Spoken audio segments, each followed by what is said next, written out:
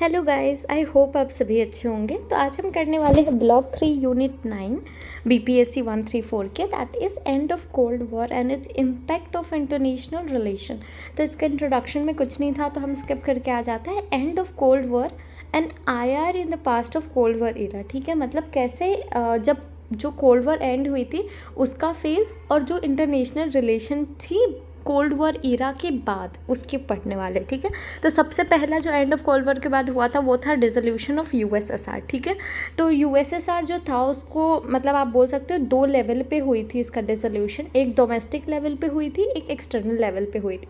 अगर आप बात करते हो 1980s की, तो उसमें बहुत सारी इकोनॉमिक स्टेगनेशन या शॉर्टफॉल आई थी यूएसएसआर में, बहुत सारी प्रॉब्लम आई थी इकोनॉमिकली। ठीक है, जिसमें स्टेट मतलब जो होता है ना, एक्चुअल जो डिमांड होती है अलग अलग सेक्टर की, उसे पूरी नहीं कर पा रही थी। ठीक है, इवन इन 1985 आप देखो तो गोरबाचेव जब बने थे सेक्रेटरी जनरल, ठीक है, तो उनकी इनिशिएटिव नई नई थिंकिंग जो थी, ठीक है, लाइक आप पेरिस्ट्रोइक आप देख सकते हो, ये सब चीज़ें थी। बहुत सारी जो मिलिट्री स्पेंडिंग थी उन्होंने री एग्जामाइन किया। अदर जो सिक्योरिटी एजेंसीज या जो भी मटेरियल सपोर्ट वगैरह सब्सिडीज़ वगैरह मिलती थी सोवियत एलाइज को, उसको रीचेक किया कि कहाँ पे लूप होल आ रही है, कहाँ पे प्रॉब्लम आ रही है। तो गोरबाचेव जब आए थे तो उन्होंने ये सब टेस्टिंग करी थी, ये चेक किया था, जिससे हम जो भी इकोनॉमिक शॉर्टफॉल है या इकोनॉमिक स्टेगनेशन आ रही थी उसको कैसे काउंटर कर सकते हैं। ठीक है, बट क्योंकि बहुत सारे स्ट्रक्चरल इकोनॉमिक वीकनेसेस एग्जिस्ट करते थे ओवरऑल पॉलिसी फ्रेमवर्क में, इसलिए जो पेरिस्ट्रोका थी, ठीक है, जो ओवरऑल थिंकिंग थी इस चीज़ को लेकर, री एग्जामिनेशन को लेकर, वो फेल हो गई। ठीक है, देन ग्लासनोस इम्प्लीमेंट की गई थी उसके बाद से, ताकि हम थोड़े थोड़े जो भी पॉलिटिकल ओपनिंग है या जो फ्रीडम ऑफ एक्सप्रेशन है, ठीक है, कि हम किस तरीके से किसी पर्सन को राइट टू क्रिटिसाइज देते हैं। ठीक है, मतलब क्रिटिसाइज देता है। ठीक है, in the form of like कि पॉलिटिकल एसोसिएशंस फॉर्म हो सकते हैं, एनजीओस वगैरह फॉर्म हो सकते हैं। ये सारे जो चीज़ें थी ना वो प्रोवाइड की गई थी, मतलब कुछ पॉलिटिकल ओपनिंग या फ्रीडम वगैरह राइट्स वगैरह को लेके बात होने लगी थी। ठीक है, तो ये था, मतलब हल्का सा ऐसा प्रॉब्लम वगैरह आ रही थी इंटरनली भी। आप देखो कि हाँ, काफ़ी सारे इकोनॉमिक स्टेगनेशन, पॉलिटिकल स्टेगनेशन, ये सारी प्रॉब्लम थी। ठीक है, अगर आप फॉल ऑफ बर्लिन वॉल की या यूनिफिकेशन ऑफ जर्मनी की बात करते हो तो जर्मनी पहले दो भाग में डिवाइड थी। ठीक है, अब ये दो भाग को डिवाइड करती थी बर्लिन वॉल। ठीक है, एक वॉल थी जो डिवाइड करते थे दोनों को, लेकिन जैसे ही एंड ऑफ कोल्ड वॉर ही, और ये ना कोल्ड वॉर का एक प्रतीक था, ठीक है, काइंड ऑफ सिंबल था, आपने प्रीवियस यूनिट में भी मैंने बताया था। तो ये टूट गए, मतलब इसका फॉल हो गया। ठीक है, जिसकी वजह से यूनिफिकेशन हुई थी, मतलब पूरा जर्मनी अब एक, जो भी ईस्ट और वेस्ट जर्मनी थी उसके डिवीजन ख़त्म हो गए और वो एक जर्मनी ओवरऑल बन गई। ठीक है, इवन कम्युनिस्ट पार्टी वगैरह जो थी वो डिफीट हो गई थी पोलैंड में इलेक्शन वगैरह में। आप देखो 1989 में जो भी पोलैंड का इलेक्शन हेल्ड हुआ था उसमें कम्युनिस्ट पार्टी हार गई थी, और जो भी पॉलिटिकल या इकोनॉमिक रिफॉर्म्स था वो हंगरी में हुए। ठीक है, उसके जो भी बॉर्डर्स थे अदर नेबरिंग, मतलब जो भी ऑस्ट्रिया हंगरी थी ना उसके नेबरिंग कंट्रीज जो थी उसके साथ बॉर्डर्स वगैरह ओपन अप हो गए, बहुत सारे डेवलपमेंट वगैरह हुए, जिसमें चेंजेस वगैरह जो थी, मतलब ईस्ट जर्मनी में भी बहुत सारे चेंजेस वगैरह आए। आप देख सकते हो, तो नेगेटिव साइड अगर आप देखो तो बहुत सारे सिविलियन अनरेस्ट भी हो रही थी ईस्ट जर्मनी में, मतलब गवर्नमेंट को ज़्यादा प्रेशराइज किया जा रहा था कि आप अपने रूल्स एंड रेगुलेशन को थोड़ा कम करो, ठीक है, थोड़ा लूजन अप करो, ताकि जो भी लोग है जो ट्रैवल करना चाहते हैं वेस्ट जर्मनी में वो कर सकते हैं ईजिली, क्योंकि उस टाइम पे बहुत टाइट शेड्यूल था, बहुत सारे टाइट रूल्स थे जिससे वो ट्रैवल नहीं कर सकते थे एक दूसरे को पहले। ठीक है, बट जब बर्लिन वॉल फॉल हुई ना तो उस टाइम पे रेगुलेशंस को किस तरीके से हम कम कर सकते हैं इस चीज़ को लेकर भी बात होने लगी थी। बहुत सारे इवेंट्स आप देखो तो लाइक जर्मन्स में बहुत सारे दोनों तरफ से काफ़ी सारे लोग मरे थे, बर्लिन वॉल गिर गई थी विद इन अ वीक। अगर आप देखो ना इसके बाद, मतलब बर्लिन वॉल के गिरने के विद इन अ वीक बाद ही, ठीक है, पीसफुल ट्रांजिशन हुई थी, मतलब डेमोक्रेटिक गवर्नमेंट आई थी। जो पहले रिपब्लिकन हुआ करती थी वो डेमोक्रेटिक गवर्नमेंट में चेंज हुई थी।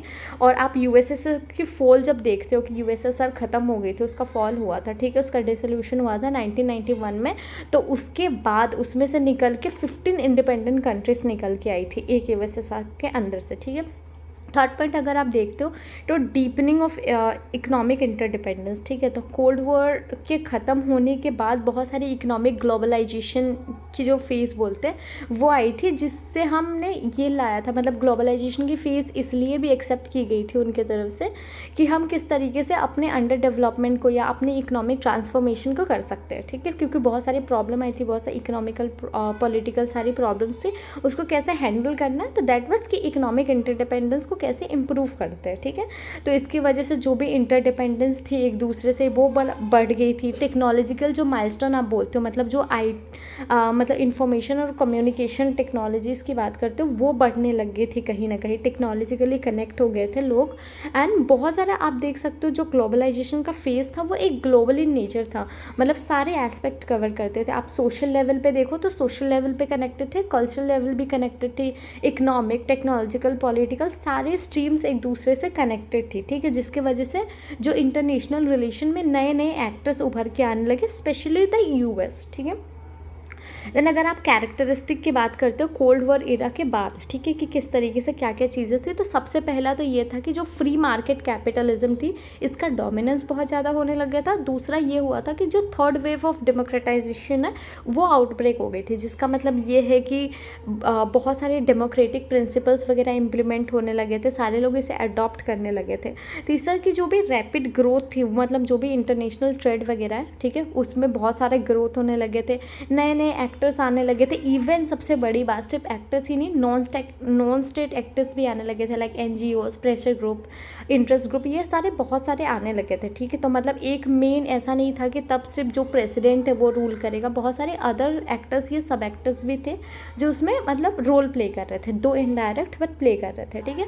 देन नेक्स्ट ऑल्सो की जो न्यू फोकस थी वो बढ़ गई थी, मतलब जो पहले एक वर्ल्ड सेंट्रिक अप्रोच हुआ करती थी स्टार्टिंग के टाइम पे आयर का अगर आप देखो तो वर्ल्ड सेंट्रिक अप्रोच थी, ठीक है, ओवरऑल वर्ल्ड को सेंटर में रख के करते थे, बट देन वो चेंज होकर शिफ्ट होकर रीजन सेंट्रिक इंटरेस्ट बेस्ड हो गए कि हर रीज़न की स्पेसिफिक इंटरेस्ट होती है, उस चीज़ को हम इंपॉर्टेंस देंगे, ठीक है।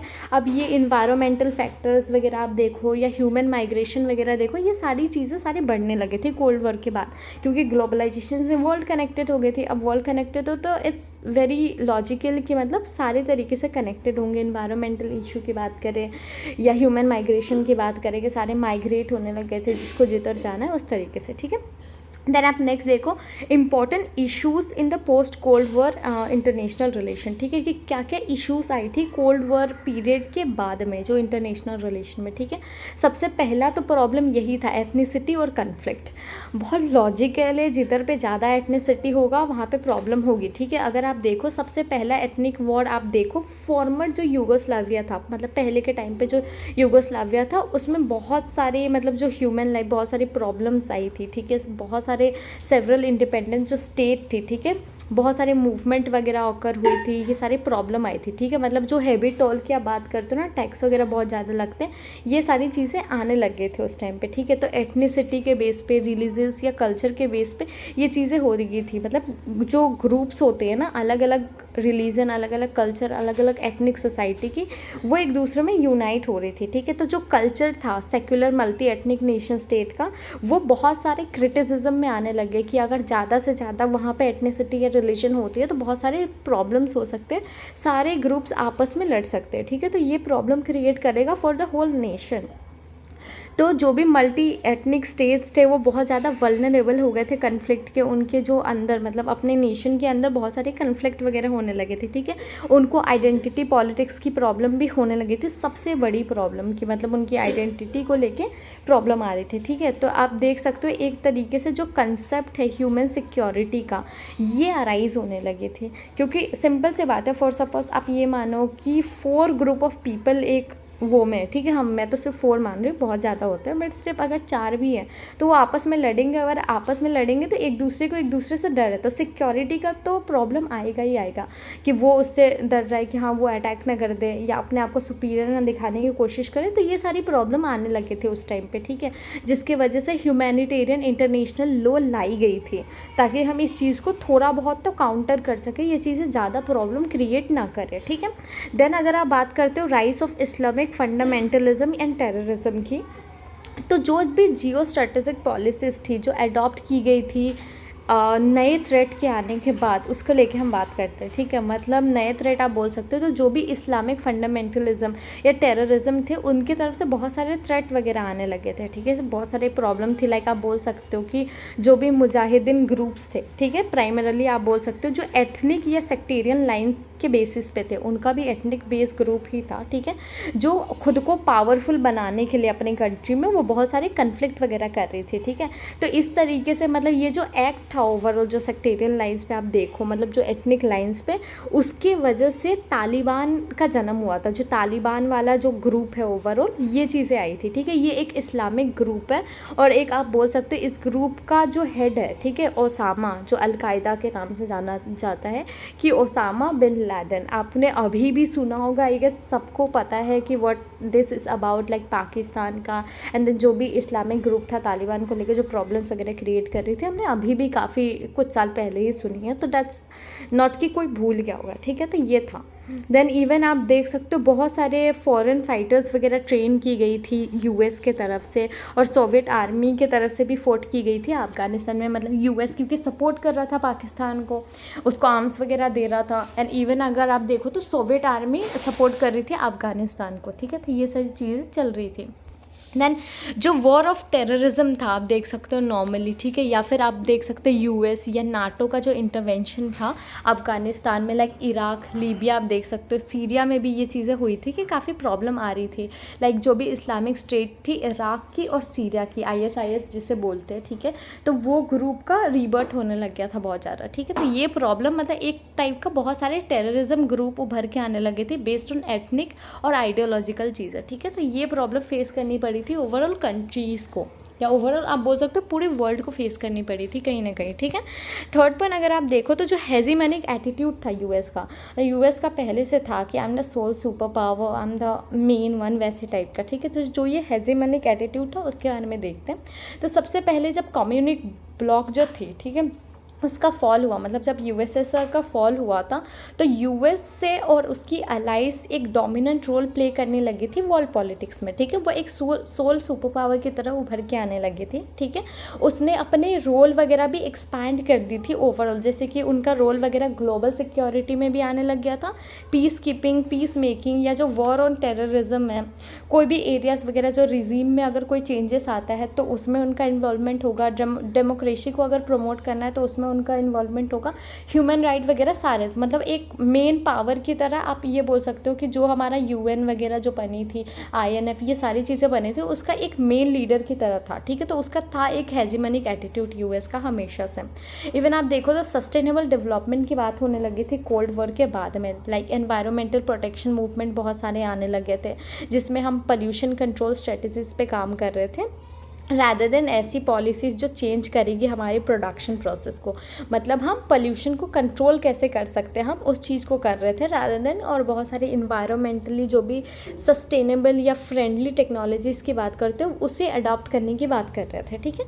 पोस्ट कोल्ड वॉर में आप देखो तो वो एक सक्सेसफुली आप ऐसे चीज़ों का कर सकते कि एक जो कॉमन कंसर्न्स होते थे, ठीक है, उसको हम आइडेंटिफाई करना स्टार्ट कर रहे थे। आप रायो समिट की अगर आप बात करते हो 1992 में, या कीटो प्रोटोकॉल जो आई थी, पेरिस क्लाइमेट चेंज एग्रीमेंट जो 2015 में हुई थी, या reduction in emission of green house gases की, किस तरीके से हम रिड्यूस कर सकते हैं ग्रीन हाउस गैसेस की, ये सारी चीज़ों के आने की वजह से बहुत सारी चेंजेस आई थी। हालांकि अभी भी हमें बहुत सारे इन्वायरमेंटल मेजर्स पे प्रॉब्लम फेस करनी पड़ती है, बट ये सारी चीज़ें लाई गई थी ताकि हम कैसे सक्सेसफुली कॉमन कंसर्न्स को इन्वायरमेंटली देख सकते हैं, आइडेंटिफाई कर सकते हैं, उसे सॉल्व कर सकते हैं, ठीक है।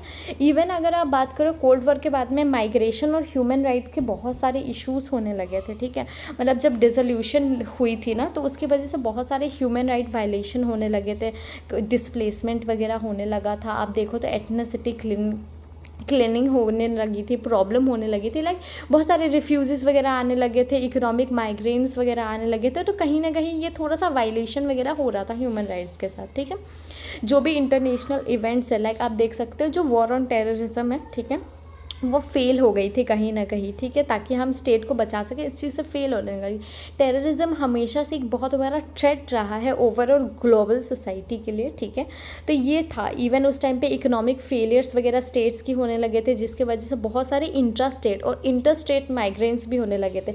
मतलब अलग अलग स्टेट में भी लोग एक स्टेट से दूसरे स्टेट में भी जाते थे, और एक स्टेट के अंदर भी बहुत सारे माइग्रेशन वगैरह हो रही थी, ठीक है।